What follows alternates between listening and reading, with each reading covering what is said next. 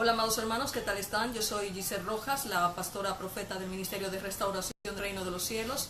Les había prometido que el día de hoy iba a predicar acerca de un tema muy importante para la Iglesia de Cristo. Es más que nada un estudio bíblico, no es una predicación, y es bastante complejo, con lo cual yo les voy a pedir que me tengan un poco de paciencia, porque a lo largo de este momento que empecemos a predicar, si hay cualquier inconveniente en el vivo, ya saben que el directo tiene esas dificultades, pues ustedes me lo comunican y bueno, pues lo hacemos en otro momento. Vamos a tirar un poco de Biblia, porque esto es un estudio bíblico, esto no va a ser una predicación como tal, en un estudio bíblico en el que vamos a estar mirando y viendo acerca de las 7 iglesias de Apocalipsis, que es la introducción de Cristo a la revelación profética de lo que será toda la era de los gentiles. Acontecería lo que él prometió a través del apóstol Juan y esa revelación tan maravillosa y poderosa dada en Patmos.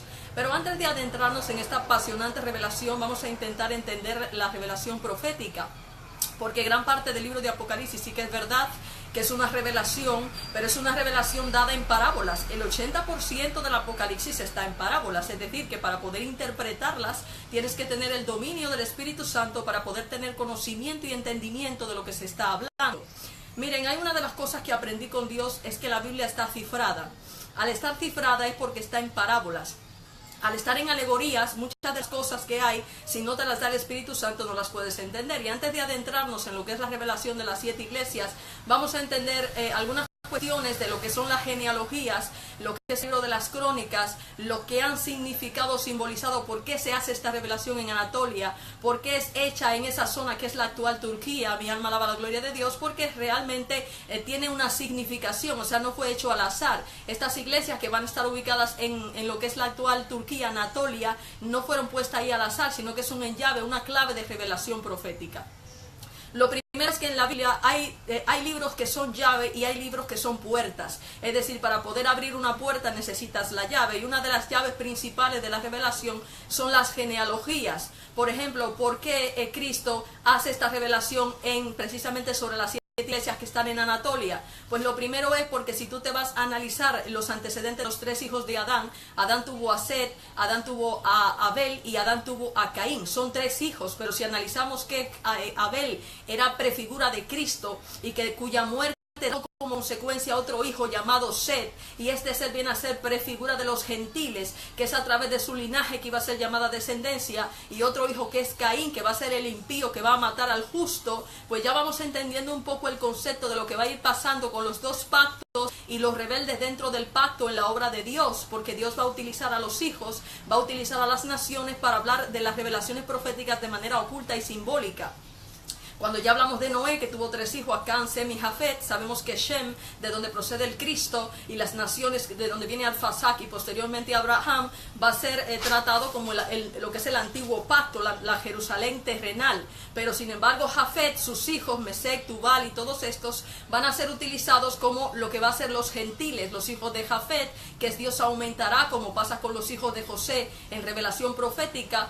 Estos nombres dados a Jafet es porque se trata de los gentiles, y este Cam, que va a ser maldito en Canaán, es el tercer hijo que, como Caín, de alguna manera va a ser los apóstatas, va a simbolizar a los apóstatas en ambos pactos. Un ejemplo de ello lo tenemos, que el primer soberbio es llamado Encus, de la casa de lo que va a ser Cam, y que tanto Egipto como Tiro, Sidón y todas esas naciones van a ser utilizadas para prefigurar al impío que se iba a manifestar en la cristiandad a lo largo de lo que iba a ser la gran apostasía, que es un tema importante para analizar por qué Dios, cuando habla de esta zona Anatolia, utiliza justamente donde está la actual Turquía, que es de donde está la diáspora de Benjamín, de donde procede el apóstol Pablo, porque Pablo pertenecía a la diáspora de los benjamincitas en Anatolia. Y sabemos que no es al azar, porque esta zona le va a ser entregada a los hijos de Jafet. Los hijos de Jafet prefiguran al nuevo pacto, la Jerusalén celestial, mientras que de la Jerusalén terrenal, en los hijos de Shem van a morar en las mismas tiendas, por eso lo dice la palabra, y los otros, los de Can, serán esclavos de ellos. Es porque simboliza pura y dura. Entonces todas las revelaciones proféticas, empezando por Ezequiel, cuando va a manifestar a ese impío en Ezequiel 38 y 39, no habla directamente de Roma porque era una nación que no se conocía, pero sí que utiliza un impío, el Gog, que si tú te das cuenta en las revelaciones proféticas, aparece un Gog en Magog, en los hijos de Jafet, y aparece un Gog de la descendencia de Rubén, que sabemos que Rubén pertenecía a lo que llamamos nosotros los antiguos ismaelitas, los del antiguo pacto. ¿Qué importancia tiene esto? La importancia radica en que básicamente esta revelación lo que te va a hablar a ti es que Dios, cuando habla de que ubica esas 7 iglesias en Anatolia, es donde van a estar los hijos de Jafet en revelación profética ubicado, porque en la parte de Canaán, la parte baja, Mesopotamia, se iban a ubicar los otros hijos de Noé. ¿Y qué hace Dios? Juega con la revelación profética para darnos a nosotros clave de revelación. Entonces, cuando Jesucristo es presentado, para que nos hagamos una idea de que esto no es al azar, estas 7 iglesias no están ubicadas en Anatolia al azar, sino para que nos vayamos introduciendo en lo que Cristo está haciendo, nosotros tenemos que entender que Jesucristo, cuando es presentado por Juan, es presentado como ese que se le manifestó en la zarza a Moisés, es, el que era y el que ha de venir, es Dios, yo soy. Es decir, que ya sabemos que es el Espíritu Santo de Dios el que se va a manifestar en Cristo, pero hay un dato importante: Él ha lavado a los creyentes a través del pacto nuevo para hacer un reino de sacerdotes, pero es una obra que Él va a hacer a través de la iglesia. Entonces Él aparece y dice que Él viene acompañado de nubes y todo ojo le verá, que es una reminiscencia al profeta Zacarías en su capítulo 12. ¿Qué importancia tiene esto? Tiene una importancia trascendental, porque Cristo tiene una venida de carácter progresivo y tiene una venida de carácter literal. Esta venida de carácter progresivo va a simbolizar que toda la obra de Moisés, toda la obra de Elías, toda esa obra a través de esas 7 iglesias que van a ser simbólicas para prefigurar lo que se va a ir manifestando en la iglesia a lo largo de toda la cristiandad, básicamente va a ser una situación que nosotros vamos a tener que vivir los gentiles, y que Él va a interpretarnos a nosotros de una forma lo más correcta posible. Entonces, cuando el apóstol Juan empieza a tratar este tema, va a empezar a hablar de 7 iglesias específicamente. Él se va a introducir, él está en pasmo, él está pagando el precio. Juan está sufriendo los problemas de lo que es guardar el testimonio de Cristo, que es obediencia al Espíritu, y eso le ha provocado persecución, le ha provocado estar desterrado en una isla destinada a los trabajos forzados. ¿Y esto qué es lo que nos va a suponer a nosotros? Juan va a empezar a hablarle a las 7 iglesias del proceso que se va a seguir toda la cristiandad a través de esas 7 iglesias en Anatolia. Y esas 7 iglesias son la misma iglesia, solo que él va a introducir todo lo que se va a ir manifestando a causa de la gran apostasía. Y un ejemplo de ello es que Éfeso, que es la primera iglesia, que es una iglesia a la cual ha guardado la paciencia de Cristo, es una iglesia que es apostólica, es la parte de la iglesia que nos está hablando ya a nosotros, de gente que no soporta, que ha sabido identificar la tentación de los falsos apóstoles. Esto no es en vano, esto no es al azar. Él no te dice a ti simplemente que es una iglesia que resiste a los falsos apóstoles porque sí, ni que resiste la prueba, porque esto sí va a manifestar, como dice el apóstol Pablo en 2 de Tesalonicenses 2, en la venida de la gran apostasía, durante el tiempo de la venida progresiva de Cristo, sí van a manifestar falsos apóstoles, pero era un poder engañoso que Dios mismo iba a introducir en la iglesia para probar a los creyentes con una gran prueba a nivel mundial, para que todos los que no tuvieran amor por la verdad de Cristo fueran condenados. Por eso se presenta esa zarza ardiendo en un principio, porque esa zarza ardiendo de Moisés simbolizaba el árbol de la vida, que es Cristo, porque según el profeta, vimos al profeta que dice claramente que subieran a la montaña a buscar madera para poder construir el templo de Dios, es porque la montaña del Sinaí era prefigura de la muerte de Cristo de la cruz, para subir a ese monte Sinaí, para poder acceder a la verdadera vida, a la verdadera doctrina de vida. Por eso Cristo va a ir introduciendo a lo largo de las 7 iglesias que Él les va a dar al vencedor comer del árbol de la vida, porque no iba a ser fácil, que Él iba a dar vestiduras blancas, que le iba a poner a reinar con cetro de oro al igual que él, porque todas estas cosas que se van a ir manifestando en esa iglesia tienen que ver directamente con este asunto de las iglesias. Vemos entonces que en Éfeso es una iglesia amorosa, es una iglesia que ha pagado el precio. Bendita sea la gloria de Dios. Excúsenme que es que tengo un poco de ruido de fondo, es que estamos aquí en un barrio y a veces pues hay interferencia más en este tipo de temas. es una iglesia que ha pagado el precio, es una iglesia que se ha mantenido fiel, pero es una iglesia a la que ya se le están manifestando falsos apóstoles con falsas doctrinas. Habíamos hablado que en la gran apostasía era lógico que aparecían herejías destructoras para negar a Cristo. Por eso Cristo al final le dice que el que venza comerá del árbol de la vida, esto es de la verdadera doctrina de salvación, que es la doctrina de Jesús. Por consiguiente, no era fácil hacer a ese árbol de vida, sino subiendo al Sinaí, sino pagando el precio de la cruz, sino negándote a dejarte seducir por la tentación y manteniéndote en la verdadera palabra de Cristo. Si nos vamos a la siguiente iglesia, y excúseme que vaya un poco rápido porque no quiero hacer una prédica muy exagerada, Esmirna, que significa mirra. El ángel de la iglesia le dice que él es el primero y el último, es el primer Adán y es el último, porque sabemos que la obra de Cristo consiste en introducirnos a nosotros nuevamente al Edén, de donde nos sacaron a causa de la maldición, y Dios simplemente le está diciendo a ella: yo soy el mismo que era, yo soy el que ha de venir con la misma ley de la gracia, con la misma ley del Edén, porque ¿qué es lo que va a pasar con la iglesia? Que a causa de la tentación, a causa de la apostasía, era fácil que la iglesia no pudiera acceder al árbol de la vida, se dejara tentar por el diablo, y ahí es donde el apóstol mismo va a empezar a hablar de las profundidades de Satanás, del trono de Satanás, porque esa segunda de Tesalonicenses 2 que nos dice que iba a ser introducido un poder engañoso en la cristiandad, se iba a ir manifestando en la iglesia desde el principio. Por eso el mismo apóstol Pablo dice: está en acción el misterio de la iniquidad, y hasta ahora algo lo retiene, pero dentro de poco se quitará.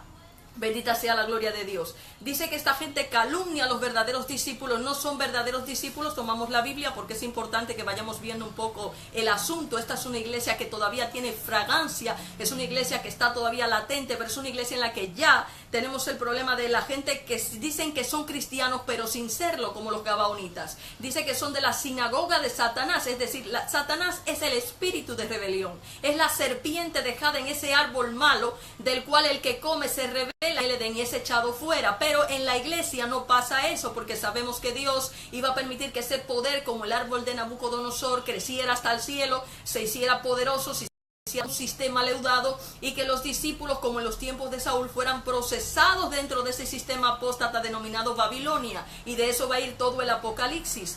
Tenemos entonces que Satanás, esta gente va a ser sufrida, va a entrar en la cárcel, va a pasar tribulación, pero dice que al que se mantiene fiel hasta la muerte le dará la corona de vida, y al vencedor no sufrirá daño de la muerte segunda. Estas palabras que se van diciendo en cada iglesia no son dichas al azar, tienen un sentido. Si tú te vas exactamente a Apocalipsis 20:14, te dice que ¿quiénes son los participantes de la muerte segunda? Mi alma alaba la gloria de Dios. Son las personas que se complacen en la mentira, que se vuelven hechiceros en el evangelio, que son impuros, que son gente que no puede acceder a la gloria porque están en pecado de rebelión, porque la mentira es exactamente lo que dice segunda de Tesalonicenses 2, que el que se deja tentar por Satanás y se va a dejar ir al árbol malo, y este árbol malo iba a manifestar en ellos frutos de muerte, porque se iban a dejar tentar por la ley, que fue lo que Satanás le hizo a Adán y a Eva en el Edén. Le dijo: si comes de este árbol no morirás, y en ese momento se dieron cuenta que estaban desnudos y vinieron a ser como Dios para juzgar el bien y el mal. Entonces eso es lo que pasa con la cristiandad.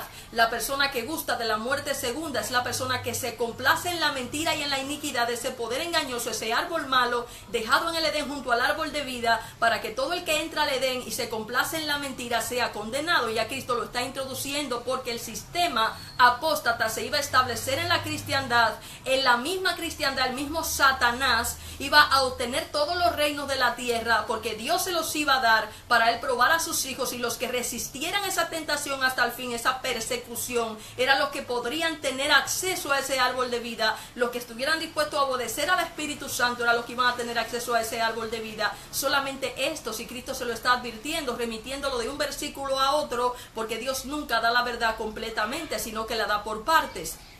Tenemos a Pérgamo, como dice la palabra. Pérgamo significa casamiento. Esta es una iglesia que le dice claramente que él tiene la espada de doble filo, una remisión a Apocalipsis 19. La palabra de doble filo es la palabra de verdad, la doctrina verdadera, que además en segunda de Tesalonicenses 2 es la que va a acabar con el reino del impío para el fin de los tiempos. Es la misma espada que sale de su boca en Apocalipsis 19 para ir matando a lo largo de la historia a los impíos con la mentira que ellos tienen a través de la verdad del Espíritu Santo. Y es lo que se espera que suceda para lo que va a ser la manifestación de Cristo. Es decir, él con su verdad dice claramente que que tiene algunas cosas contra esta iglesia. ¿Y qué cosas son? Que mantienen la doctrina de Balaam. Ojo al dato. Dice que enseña a Balac a poner tropiezos a los hijos de Israel para que coman carnes inmoladas a los ídolos y forniquen.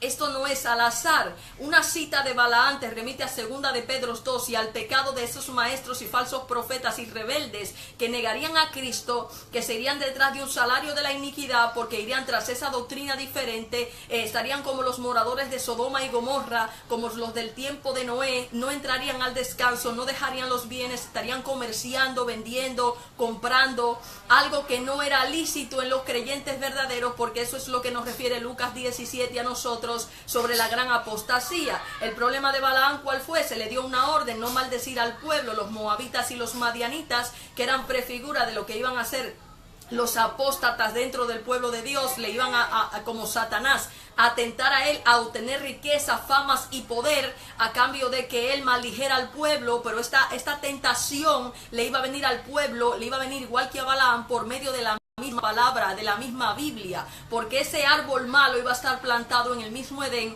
para tentar a la iglesia a volverse atrás del santo mandamiento. Entonces por eso dice que esta gente, además de la doctrina nicolaíta que ya había referido en el primer capítulo, la jerarquización de la iglesia, algo que no pertenecía a la idea de Dios de lo que iba a ser el templo espiritual y la obra espiritual, pues esta iglesia ya lo está haciendo.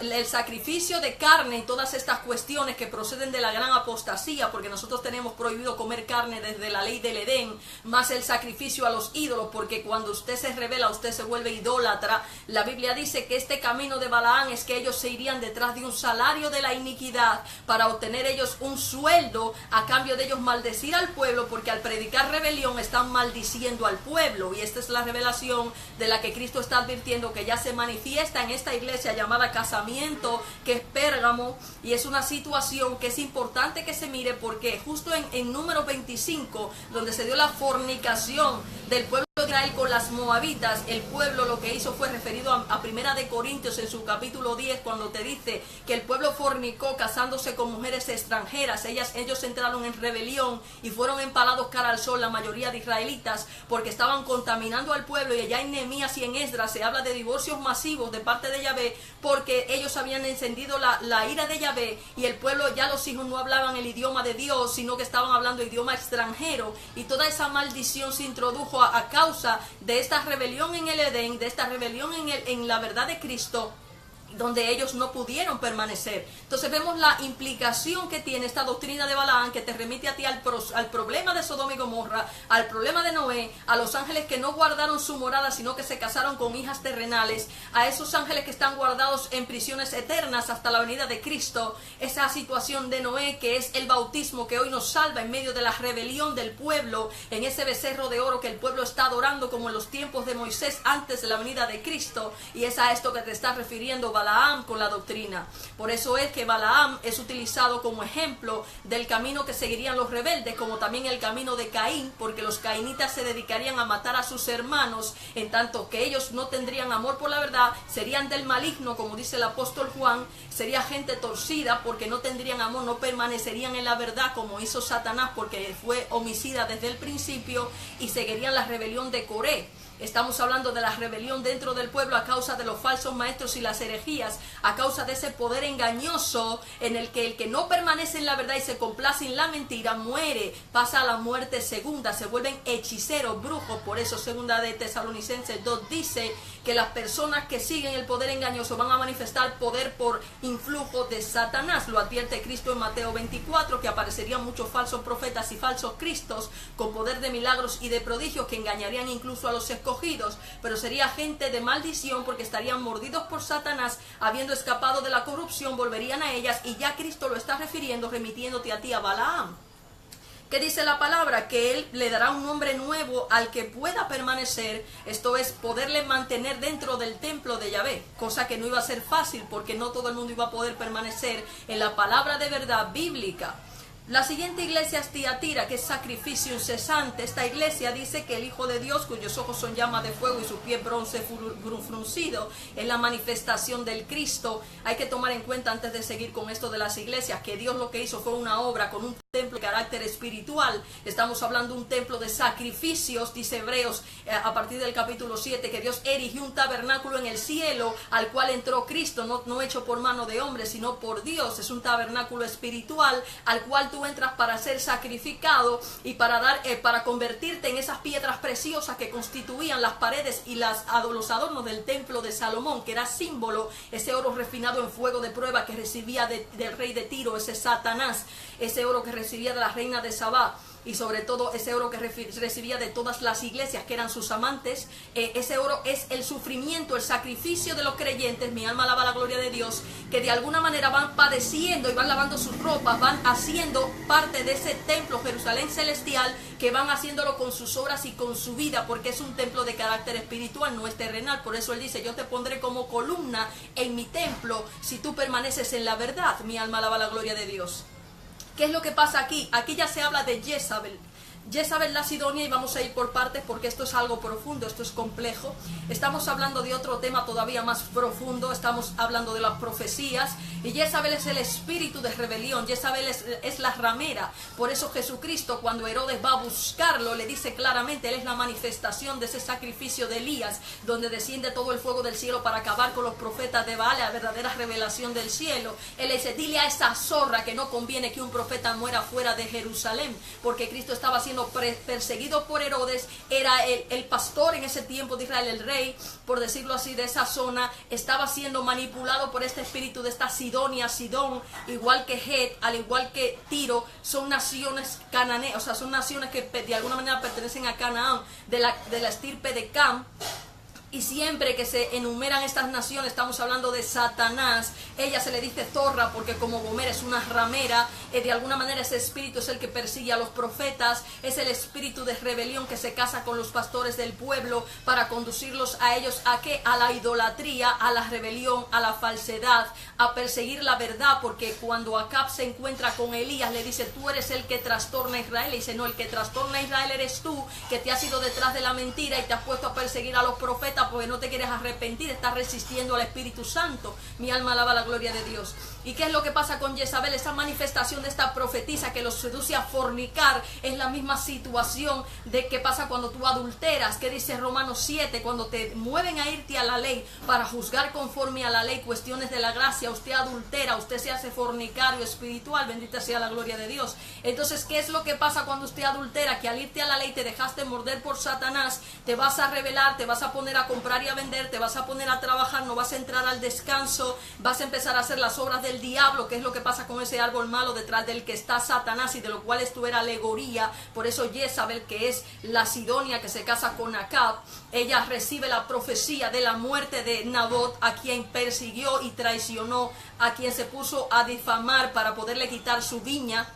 Y esta situación iba a pasar dentro de la iglesia de Cristo, pero iba a pasar a causa de la gran apostasía. ¿Qué es lo que pasa con Jezabel? ¿Por qué es tan importante la cita de ella aquí? Por Jehú, Hazael y Eliseo. Sabemos que esta revelación de Jehú, Hazael y Eliseo, Jehú va a simbolizar la obra de seducción que Dios iba a introducir en el cristianismo, en su mismo pueblo. ¿Para qué? Para que todos los profetas de Baal fueran metidos dentro del templo y fueran asesinados. Es decir, Dios iba a utilizar a alguien, a un personaje bíblico, para hacer una seducción a su pueblo, un poder engañoso para meterlo dentro del templo con seducciones y mentiras para exterminarlos, porque ese era el castigo que iba a recibir la casa de Acá y Jezabel a causa de la idolatría y de la maldad. Por eso el profeta Osea, cuando refiere el primer hijo, que es Jezreel, dice: para que se vengue la sangre derramada por Jehú aquí en Jezreel, porque esa sangre que se iba a derramar era la estirpe de Acab y Jezabel, que había sido encargada ¿a quién? A un apóstol que Dios iba a usar. ¿Para qué? Para meter un poder engañoso, un espíritu de mentira en la misma iglesia,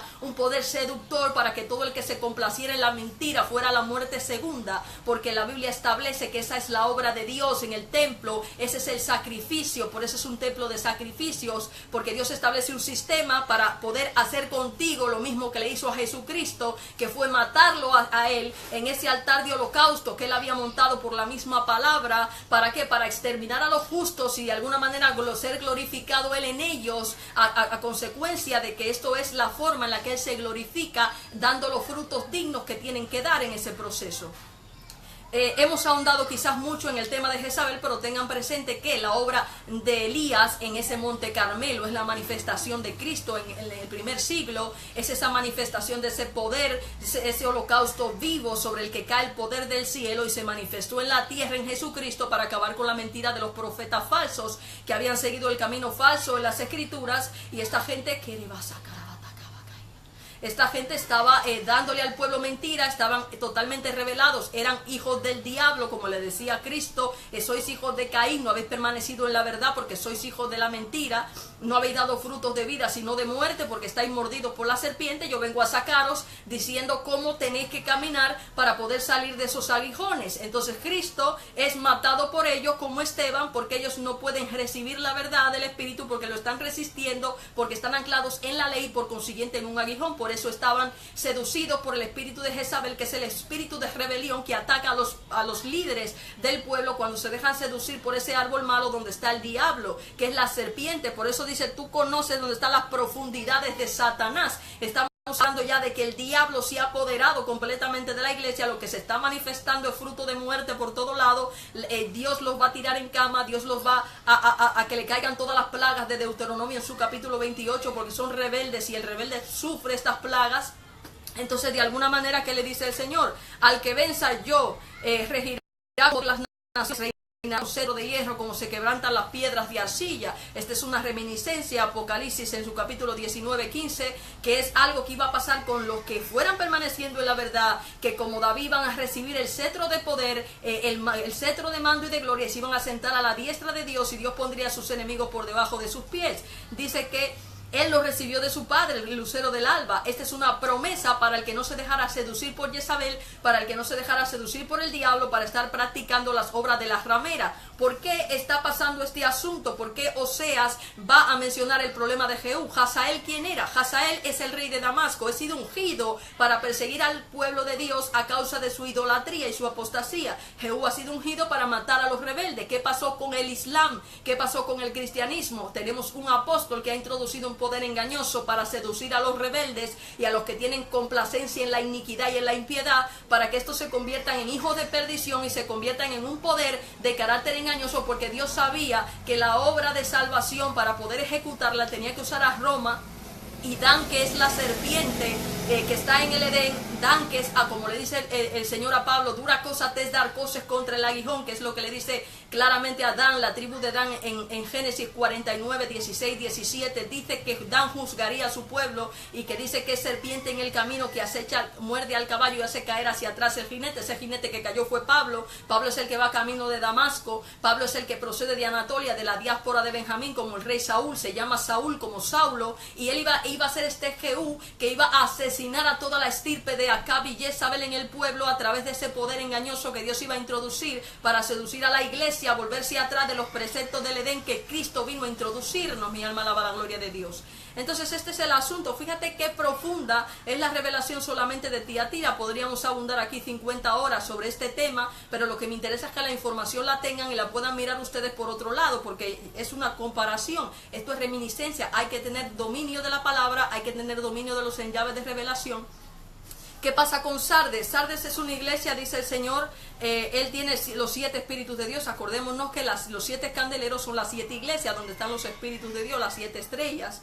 Y dice que se ponga en vela para que reanime lo que todavía le queda vivo, porque está prácticamente muerta. Y dice, por tanto, acuérdate de lo que recibiste de su palabra, guárdala y arrepiéntete, porque si no estás en vela, vendré como ladrón. Esta venida de Cristo como ladrón es un asunto complejo, porque fíjate, hemos hablado de una venida progresiva de Cristo. Cristo no viene solamente al final a hacer situaciones, es una obra de salvación que ha hecho todo un sistema en el que todos los que han ido permaneciendo salvado, todos los que se han revelado se han perdido, y desgraciadamente pues Cristo, ¿qué es lo que ha ido viniendo? Llevándose a todos, como dice él en Lucas en su capítulo 17, que se ha ido tomando a unos y dejando a otros. Él ha dicho claramente que solamente el que persevera hasta el fin, solo el que lava sus vestiduras para tener acceso al libro de la vida, para tener acceso al árbol de la vida, las personas que han podido permanecer, que han podido negarse a sí mismos, que han podido perseverar hasta el fin, son los que se han ido salvando. Entonces, ¿qué es lo que ha ido Cristo haciendo?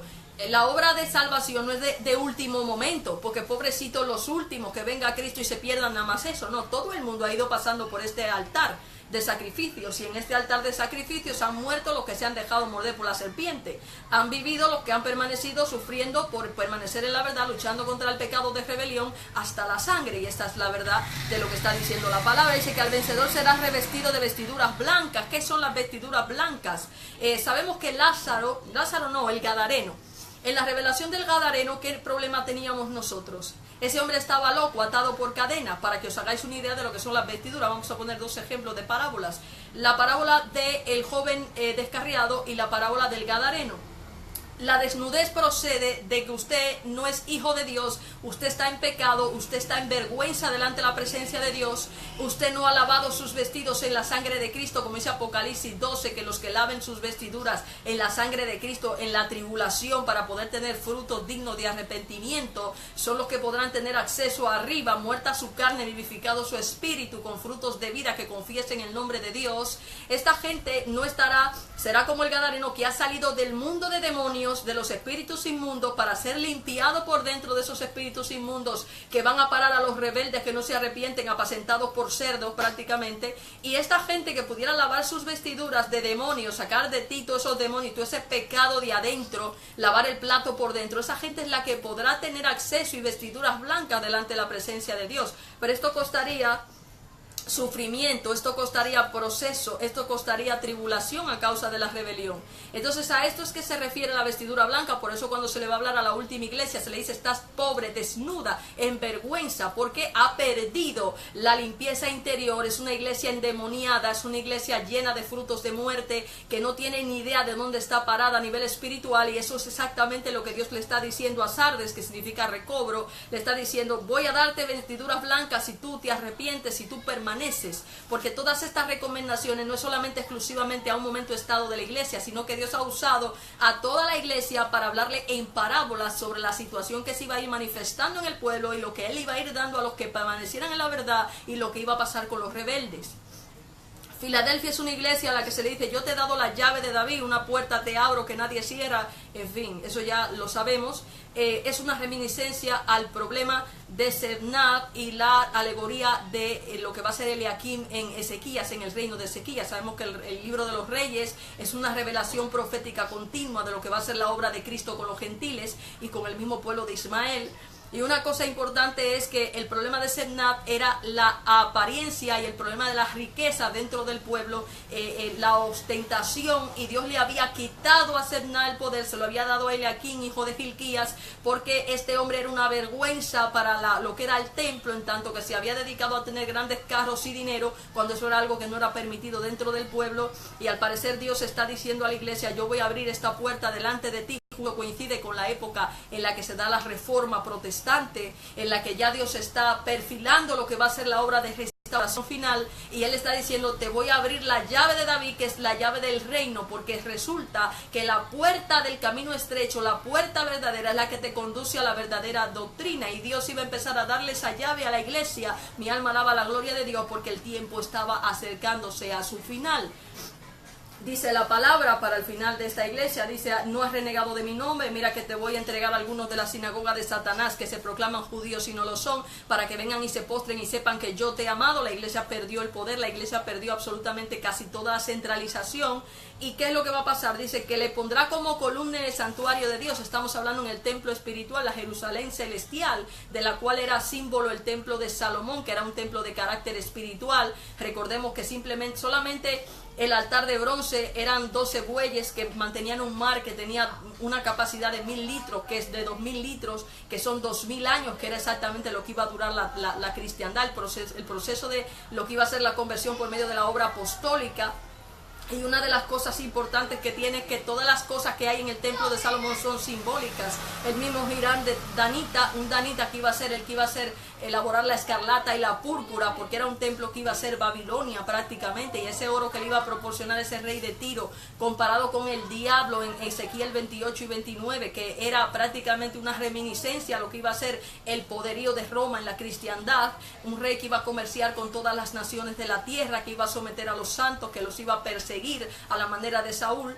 Pues todo eso está simbolizado en el templo de Salomón, esos 666 talentos de oro que iba a proporcionarle Hirán, rey de Tiro, y esa reina de Saba de los ismaelitas, era por la persecución y la matanza de los santos, porque ese oro de Ofir, ese oro refinado en fuego que él le pide a la Odisea, es precisamente ese proceso precioso que hace que el cristiano pueda formar parte de ese templo espiritual allá arriba, porque usted es con las obras aquí abajo de sacrificio y de renuncia que usted puede formar parte de ese templo espiritual. Bendita sea la gloria de Dios. Ya en la última etapa, la Odisea es la iglesia tibia. Ya esta es una etapa de la iglesia prácticamente muerta. Es una iglesia ciega, pobre, desnuda, tiene dinero, es una iglesia con mucho dinero, pero ese dinero le ha costado la salvación del alma, le ha costado la falta de vestiduras, ha negado a Cristo. Es una iglesia que no ve porque espiritualmente no tiene los profetas, está como Sansón a causa de los matrimonios mixtos con cananeas. Es decir, el pueblo está ciego porque no hay profetas, los han matado a todos, o los han perseguido a todos. Esta situación de la Odisea es vomitiva delante de la presencia de Dios, porque una iglesia que está totalmente adúltera delante de la presencia de Dios, que está predicando a un Cristo que va vestida de novia y es totalmente impura delante de la presencia de Él, no venidos en un burro, está dando palos de ciego, está desnuda con las nalgas afuera, porque es una iglesia que no tiene conocimiento, es una iglesia que delante del mundo está loca, porque está endemoniada, porque así era que estaba el gadareno, sin ropa, endemoniado. Pues evidentemente delante de Dios, ¿qué es lo que dice? Te aconsejo que te compres de mi oro refinado en fuego de prueba, es decir, mi oro de Ofir. Mi oro es el proceso que te produce a ti la obediencia al Espíritu Santo, para que tú puedas dar fruto digno de arrepentimiento en ese altar que el mismo Dios ha elevado. Bendita sea la gloria de Dios. Entonces, si usted no tiene ese oro refinado en fuego, usted está desnudo, usted es pobre, usted no tiene absolutamente nada, usted lo que está es camino del infierno sin tiempo. Dice la palabra, al vencedor le concederé sentarse conmigo en mi trono, como yo vencí me senté junto con mi Padre. Fíjate, es David. Esto se sentó como David. Estamos hablando de que Dios ha introducido a través de estas iglesias, ha manifestado todo el problema que se iba a dar en la cristiandad a través de ese poder engañoso que él iba a introducir en el Edén, ese árbol malo para tentar a la iglesia a volverse atrás. Hemos visto que se iban a manifestar los falsos apóstoles, hemos visto las doctrinas nicolaitas jerárquicas de la iglesia, que es antibíblica y está ahí para probar a la iglesia.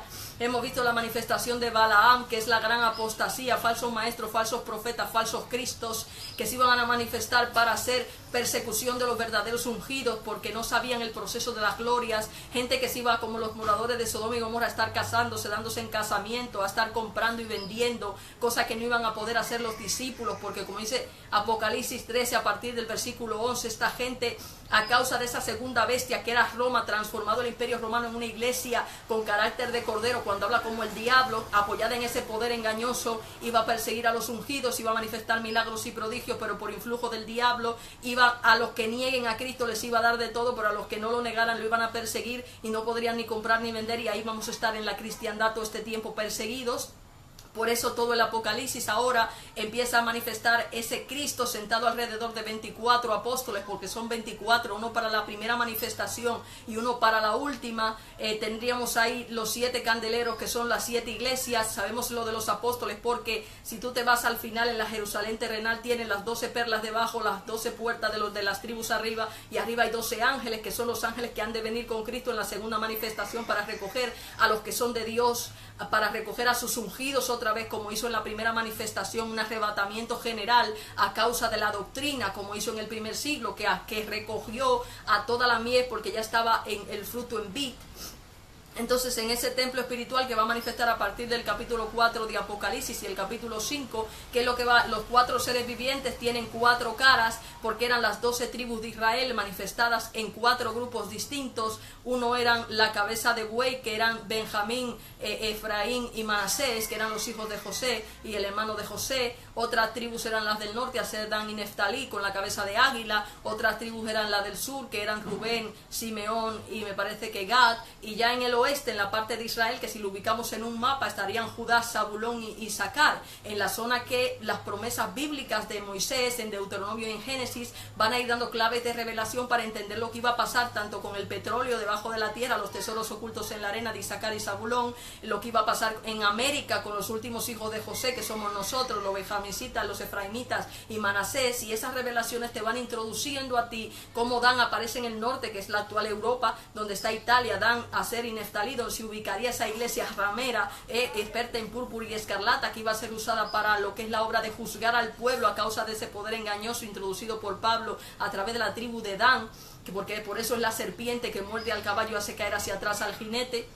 Y toda esta obra maravillosa es lo que se manifiesta en Apocalipsis 4 y 5.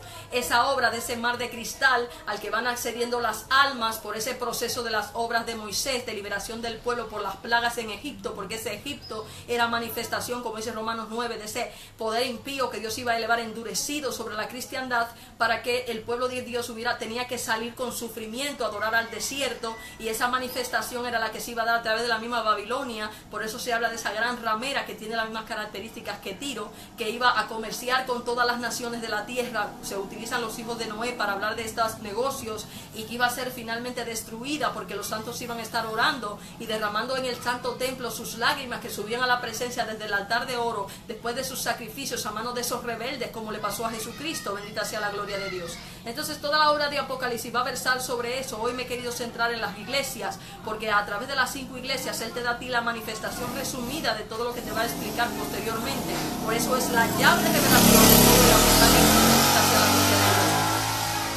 Vemos claramente que es una situación difícil de entender, porque para entenderla tienes que entender lo que es la obra del Edén en Cristo. Cristo es el segundo Adán. Él viene a introducirte en el Edén espiritual, viene a introducirte en un lugar en el que tú te vas a encontrar por medio de las Escrituras con dos árboles: la doctrina de Cristo, la doctrina de Pablo o apostólica, y Dios, como dice el mismo Pablo en Gálatas 1:8, te dice que si aun ellos o los apóstoles o un ángel del cielo, que es una reminiscencia primera de Reyes 13, te viene y te dice algo distinto a lo que Cristo viene a manifestar como segundo Adán, tómalo por maldito, porque Dios te está probando. Dice Deuteronomio 13, en su capítulo 13, que si Dios te dice a ti algo diferente y te dice un milagro, o sea, te da una profecía y se cumple diciéndote vamos a adorar a otros dioses que tus padres no conocieron, es decir, que Él no te dio, que es una revelación falsa, te está probando, porque Dios es así, bendita sea la gloria de Dios. Entonces, ¿qué es lo que ha hecho Dios con la humanidad? Como dice el profeta, me parece que es Miqueas, dice que Dios iba a trillar toda la tierra por medio de esa copa embriagadora de Babilonia. Dice el profeta Jeremías que Dios iba a usar esa copa para embriagar a todas las naciones, volverlas locas y hacer su obra de salvación, sacando a los que debían ser salvos por medio de ese proceso de muerte, de cruz, a través de ese sistema o ese templo espiritual erigido en el cielo, para ir sacando a los que creen y a los que no, que se pierdan. Ese es el juicio que Dios ha ido haciendo en las naciones, separando el trigo de la cizaña a través de un sistema completamente complicadísimo, y que Dios hoy ha querido revelar al pueblo y está revelando para que el pueblo entienda dónde que está metido y pueda arrepentirse y pueda entender lo que ha sido esta obra de salvación oculta de Dios con los gentiles y con el mismo pueblo de Ismael, porque Dios a través de Mahoma, el mismo pueblo de Ismael, ha introducido ese poder engañoso, y ellos han estado ejecutando esa persecución a judíos y cristianos sin saber que Mahoma fue ungido como Hazael para hacerle la guerra a los cristianos, porque Dios así lo ha decidido, bendita sea la gloria de Dios. Hasta que ahora, en los tiempos del fin, Dios está revelando que Mahoma y Pablo han sido esos Jehú y Hazael usados por Dios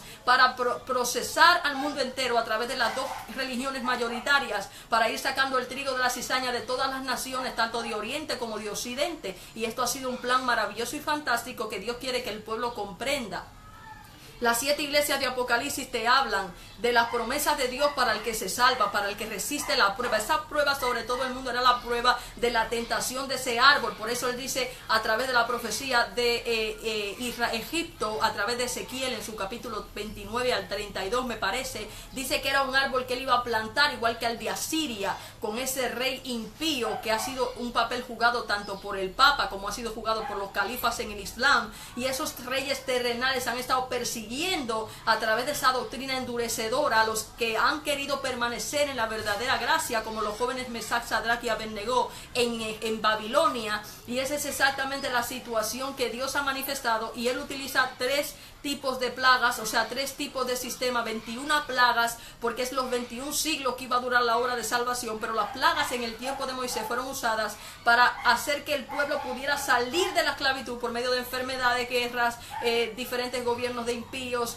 y Dios lo simbolizó, porque esa obra de Moisés era la obra de Cristo, de sacar a la humanidad de lo que era el sistema apóstata en el que mismo Dios lo iba a permitir. ¿Por qué? Porque era una obra mundial que Dios venía a hacer, y usó a Israel como plataforma para entender lo que iba a ser este proceso de conversión de los creyentes a través de Cristo, y este sistema apóstata pero cristiano de alguna manera en el que hemos estado viviendo. Bendita sea la gloria de Dios. Entonces, en el día de hoy hemos hablado de Balaam, hemos hablado de la gran apostasía, hemos hablado de cómo Dios al vencedor le pondrá vestiduras blancas. Dios iba a procesar a los creyentes verdaderos como a David en todo tipo de problemas, porque Dios usa a los ungidos de una forma incoherente.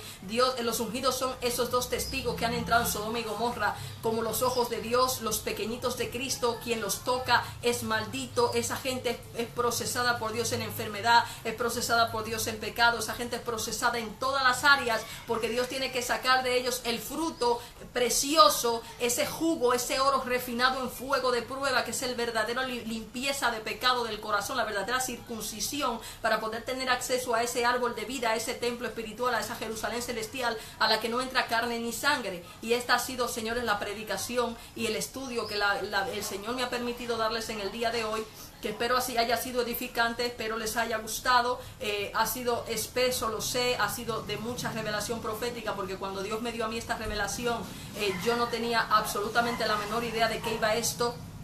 Yo les digo que todo conocimiento que yo tengo, me decía un hermano en estos días, me encanta su sabiduría. Digo, todo lo que yo tengo no es mío, es del Espíritu Santo. A mí quien me instruyó en teología fue el Espíritu. Por eso le digo a la gente que la teología no se aprende en universidades.